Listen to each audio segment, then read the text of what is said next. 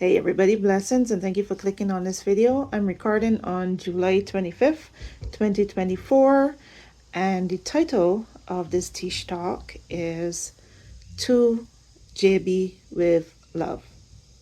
To Joe Biden with Love. And it's basically playing on the title of the song and movie with Sidney Poitier, To Serve with Love. And this is a video basically discussing, as I have had the opportunity to see how things played out a little bit more and process everything that has happened over the last week in regards to Joe Biden stepping out of his re-election bid and endorsing his Vice President Kamala Harris and everything that has happened since then. I just want to share a little bit more perspective on that from my point of view. I am Letitia, a almost 42-year-old intuitive and millennial mom of 5 and so much more. Thank you for watching this video. If you are discovering me for the first time, just to give you an idea of what this video is all about, I call my videos Tish Talks, and they last about 15 minutes long because I talk a lot. I have a lot to say about a lot of things, and I need time to say the things I have to say. 15 minutes is a compromise because sometimes I have more to say even at the end of 15 minutes, but 15 minutes is a good teaching tool to teach me how to cut out all the extra fluff and get straight to the point. It's taken a lot of practice, but I'm getting it done. I'm getting better as time progresses. And what I do when I make these videos is basically share some of my thoughts and opinions and feelings and observations from an intuitive perspective, from a millennial's perspective, from an INFJ empath perspective. I share from that perspective, as well as an introverted perspective. I had the opportunity to listen to Joe Biden's speech, discussing his decision not to seek re-election. And we know for many of us who have been paying attention, I'm assuming that most people watching my video are people that are engaged, we know kind of what led up to that. We know that he had a bad debate. We know I did not have the opportunity to watch the debate, so I've never seen that debate. I've never seen clips from it. I don't share the same emotions of fear and worry and concern that that stem from that debate. After that debate, Democratic donors wanted him, had asked him to step aside, such as George Clooney and other, famous celebrities.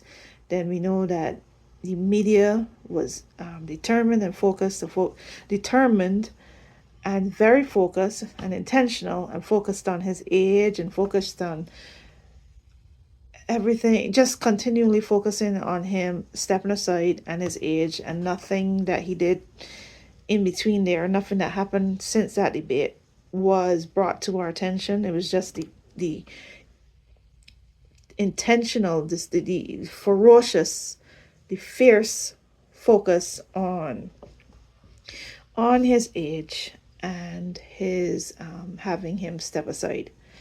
And it got to the point that it affected his poll numbers, because I really do believe that the media and having everybody asking, a lot of big names keep joining the bandwagon and putting on and asking him to step aside, the pressure campaign just got more intense and more intense and more intense and more distracting. And I have no idea. I kind of wish I was a fly on the wall and knew exactly what went into the thought process of him deciding to step aside and giving into the pressure campaign. But I'm just kind of curious to how that conversation went and what went into the decisions, into making that decision. Nevertheless, I just want to say that I truly, based on what I've seen over the last week after he made his announcement on Sunday, I don't even think it's been a week after he made his announcement on Sunday, watching the energy that built and the how energized the campaign became and how everybody got energized, and the amount of endorsements and the fundraising and everything that happened after that. I can absolutely concur that even though I fought for Joe Biden as hard and as much as I could, because I wanted him to stay, I am glad he didn't, because I would have to say that I was wrong, you know, and I would have to say, but I had already known this, that this is unprecedented times, and this is not history repeating itself. It's history rhyming and probably giving people an opportunity to learn from the lessons from the past and to have a do-over in certain things that have happened before. This is history rhyming and not repeating, you know. And I feel as though, it seems as though at the end of the day, we have learned. We have learned our lessons from the past. Some of us have not, but many of us have.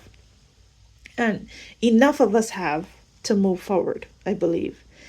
And I believe that we move the needle. We, the people, move the needle. I do not know if the ultimate goal, there's rumors. I don't know if the ultimate goal was to keep Harris on the ticket. That would make sense, to keep Kamala Harris, in place, and just have one replace, have her have a VP on the ticket, but keep her in place, so that the transition would be smooth, but there was rumors that the establishment Democrats, the establishment period, didn't want that, didn't want to keep Harris either.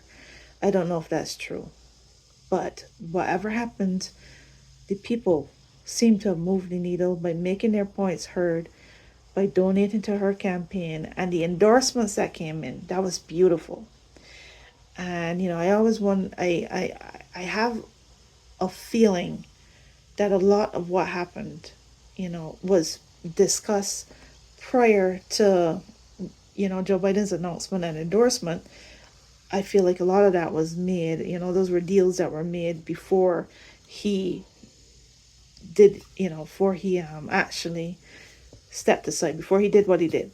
In regards to this speech, it was a privilege to listen to his speech, and it was a privilege to watch his presidency.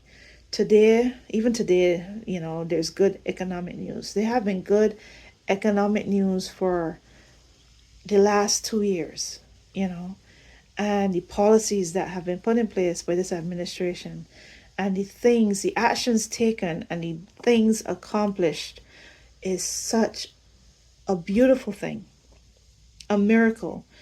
And I don't know, I know a lot of people say they're not excited about Joe Biden, and I understand that.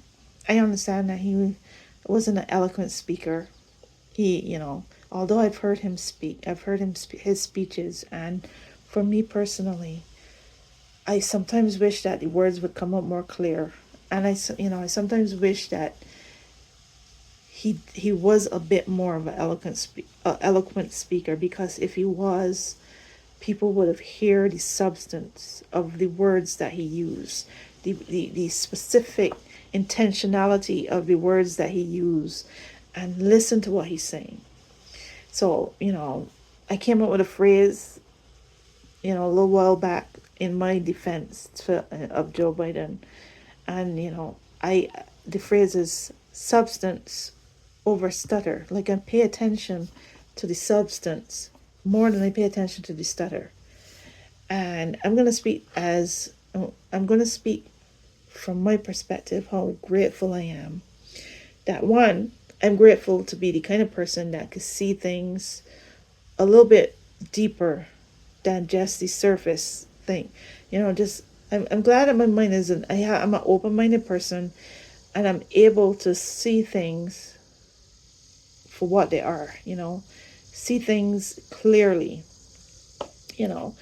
and appreciate the beauty and the effectiveness and the quality that that may not necessarily come in a package that is flashy or, charismatic and all that.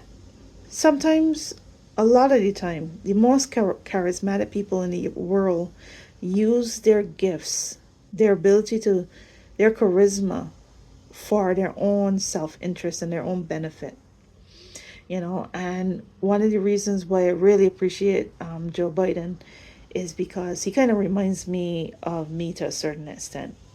Much more braver, has much more resilient, better, so much better at managing pain and grief than I can ever possibly imagine to be. I've experienced grief a little bit in my life, and I would like to never experience grief again, which I know realistically is not a thing. I know if I live long enough, I will experience grief many times over. He reminds me in a way of being underestimated because of not necessarily having the charisma or the flash or the way to communicate in such a way that grabs people's attention right away and draws people to them. He reminds me of me in such a way that if you know, you know. It's kind of like that, if you know, you know. Like if you could see the love and feel the love, you just know. And it doesn't have to be proved. You know, there's no performance necessary, no theater necessary. I saw an article. I had the unfortunateness of seeing an article, reading an article this morning about Joe Biden's speech from a political, and I did not take note of the writer, but there was a phrasing that I absolutely hated when they called his speech political theater. And I hated that, and I found that to be very disrespectful, and I found that to be an unnecessary use of the word theater, because it's not theater. you know I don't believe Joe Biden puts on theater at all. I truly believe that he means what he says when he says what he means, when he says what he says. And I believe that Joe Biden is the kind of person that has the ability to give up this kind of power and this opportunity for a second term. Give up personal ambition. That's how he worded it. Personal ambition, because he has the love of his family, because he has a life otherwise. He has something to go home to. He has other things to appreciate, and it is easier to be able to relinquish power when you have a love to go home to, and a comfort and a life to continue, and your life is not your job, right? And I think that that's such a beautiful example of leadership, and the kind of leaders that I really appreciate, the kind of person that I really appreciate. So, there's two things that I read, and there's a lot of thank yous on, and people wrote their various things and their various thank yous to Joe Biden online, and I had the opportunity to read and listen to some. And, there was one on Substack by Jojo from Jersey that I forgot what it's called. I think it says, "I love you, Joe Biden." And that was beautiful and very touching. And then I listened to Lawrence. I listened to Lawrence O'Donnell's discussion on it, where it says hope and history rhyme. I watched the clip on YouTube where he says there's no other record like Joe Biden's in American political history, and that was a very, very good report in our discussion. I don't know what you call it, monologue. I don't know. But nevertheless, this is to JB with love. I have a great appreciation for the 46th president. I am glad he was my president for that one term. And there's this meme that has Obama hope, Trump hate, Joe Biden heal, Kamala Harris grow or rise. Thank you for watching. Hey everybody, blessings. This is a part 2 to a video that I would have posted on Instagram yesterday. I'm recording on July 25th, 2024. And the name of this video discussion, this Teach Talk discussion, because I call my videos Teach Talk. My name is Letitia, and this is me talking. The name of this Teach Talk discussion is To JB with Love, To Joe Biden with Love. And it's just a play on the words to serve with love. You know that song, right? And that movie with Sidney Poitier, To Serve with Love. And I am making this recording because for me, I have a place in my heart and a respect and a love, you know, the kind of love where it's a person that you don't really know them personally, but you know the spirit that they embody by what they've shown you over time, their leadership, their everything that they represent and who they keep around them, and just the things that they say and the things that they do have shown you who you are, have shown you who they are. And I would say that there's a certain kind of people that just hate the good in people. They hate the joy in people. They hate the love in people. They hate the light in people. And there's a certain kind of people that are drawn to light, and they're drawn to joy, and they're drawn to the light and beauty and honesty and authenticity and just the light in people. I'm one of those people that are drawn to the light in people. I also feel like I want to ignite the light in people. I also feel like I want to shine a light so that I can give other people permission to shine their light. And I consider myself a sunflower. The flower that best represents me is a sunflower. And that is why politicians are public servants like Joe Biden and Pete Buttigieg and more like them. I don't really know if there's any more that I would put in the same class as Joe Biden and Pete Buttigieg, but that's why I am drawn to these public servants. And I draw a distinction between a politician and a public servant. A politician can do good things. Politician doesn't necessarily make you a bad person. It doesn't necessarily make you a corrupt person or dishonest person, but you might be better at the art of politics because it comes natural for you, even if the job enables you to do good things and you choose to do it with integrity and you choose to do it in a positive way, but you're still really damn good at politics.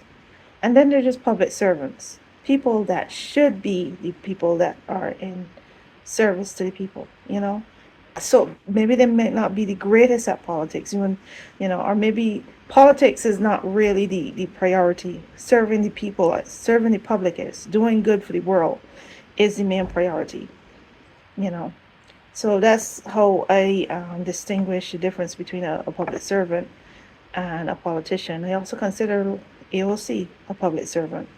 It is a job that they have chosen because they feel like they can make a huge difference. So the reason I'm continuing this video in the second half is because I felt like in the first video that I did not even scratch the surface of some of the things that I wanted to say.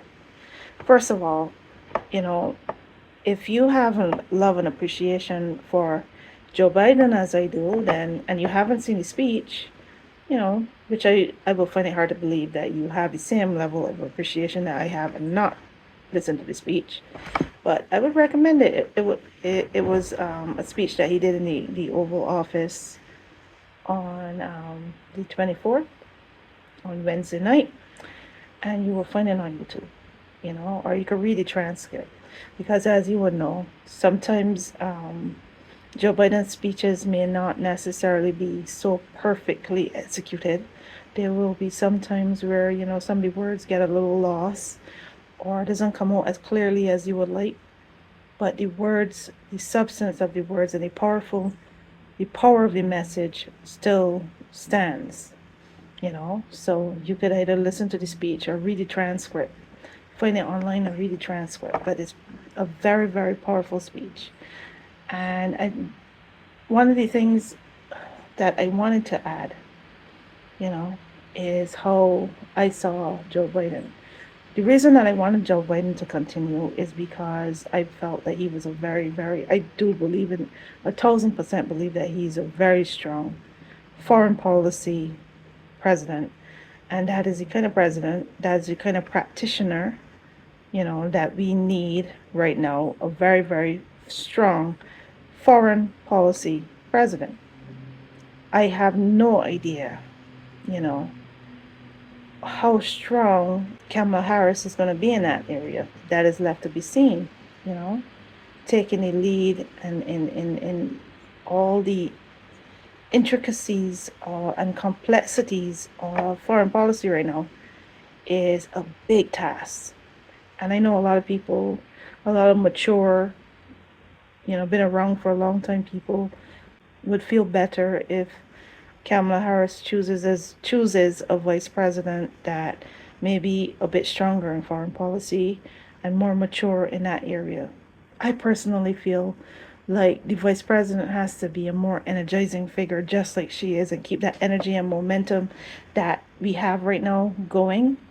And I think that Pete Buttigieg would be perfect, in my opinion, for that VP role, not only to keep the base and keep the young people energized and keep the base energized and energize even more people and bring in a bigger tent of people who would be energized and encouraged to vote for this ticket and this movement. I feel like it would be very symbolic, a Gen X and a millennial, symbolic of the future and the youth and tomorrow and the promise of tomorrow that we want to portray. And I also feel like these people are going to be way more brilliant in his leadership roles than we can even imagine. They will be fast learners and they would know what to do, and they will surround themselves with people that know what to do. But that is going off the main topic, because the topic is about Joe Biden. I wanted him to stay because I felt like he would be a strong foreign policy president, and I feel like that's probably also why he wanted to stay. He wanted to finish his work. Now he has 6 months. Let's see what he could do in 6 months. Let's see what Kamala Harris can do to continue his work, anything that may be left undone, But the one thing I know for sure is that we got to focus on fighting fascism, and we got to keep MAGA, as much MAGA as possible, out of government. We got to keep Donald Trump out of the White House, and J.D. Vance out of the White House, and MAGA out of Congress, and MAGA out of, all, various places and positions of power. We got to get them out. And we got to work over the next 2 years to get these people out. And even the old guard Republicans, that the ones that are left, that sold their soul to MAGA, that allowed them their souls to be completely devoured by MAGA, and adapted and hitched themselves to the MAGA movement. So there was something that I thought about when I said I felt like Joe Biden was our protector. I felt safe with Joe Biden at the helm. With Joe Biden taking himself out of the captain role, out of the driver's seat, and having younger, new blood people who haven't, younger people, it leaves a little bit more room for uncertainty and not sure exactly how it's going to go. And it's going to test us in a way in which we have to put a lot more trust and keep the faith and believe that everything will be okay and these people can handle it and we will be safe and they will protect us. They will be our protectors, as Joe Biden felt like he was our protector. But one of the things that I started to think about is that throughout the process of this campaign, I felt like the defender of Joe Biden in the name of democracy. I felt like I needed to defend him. I needed to protect him. I wanted to be his protector, as he was my protector. and I wanted to keep him safe and his campaign safe, and I wanted to help him get across the finish line to finish the job that he deserves to finish. But when Kamala Harris took over and everything started to move, and everybody was energized, and everybody started, and so many people started to jump on board to carry this weight with me, I didn't feel like the defender of Joe Biden in the name of democracy. I just felt like a part of the defenders of democracy. I felt like Kamala Harris had her own crew and her own defenders, but even so, she can handle herself. Joe Biden can also handle himself, but I guess because he's an older person, you feel a little bit more concerned for his safety, and they're a little bit more concerned. So with Kamala Harris being at the helm, I kind of started to feel more relief. But I'm going to close this video because that's pretty much the additional things that I wanted to say. I have a love and appreciation for Joe Biden. The other thing I want to say is that we remain vigilant and do not trust corporate media because, they are at the moment showing themselves to be not trustworthy. They want us to be in chaos. They want us to lose for some reason. And many of corporate media has hedged their bets towards MAGA for some reason, towards fascism for some reason. And that is something to look into a little bit later and discuss a little bit more later. Let's see how they handle this Kamala Harris business. Let's see how they start approaching the Democrats as we continue. They seem disappointed that the Democrats coalesce around Kamala Harris as opposed to being in chaos and having that brokered open convention that I guess they really wanted us to have. But I would suggest you get on Substack and read independent media and listen to independent media, because corporate media is not for us and they're not with us and they're not to be trusted. And finally I have to say it's time to go back to grassroots campaigning and talking to people directly, because we are up against a major force, a major powerhouse, the wealthy people, the people that control a lot of the communication, the mainstream communication. So you need to be very, very vigilant and stay focused, not get distracted, and do the work and keep the faith. And how does it go? Keep Kamala and carry on. Blessings, and thank you for listening. And to JB with love. Thank you for listening. On your left.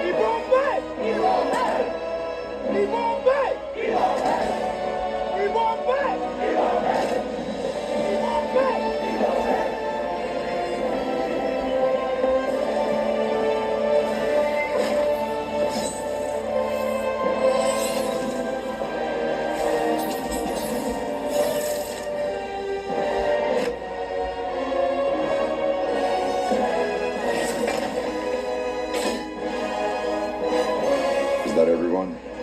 Like you wanted more?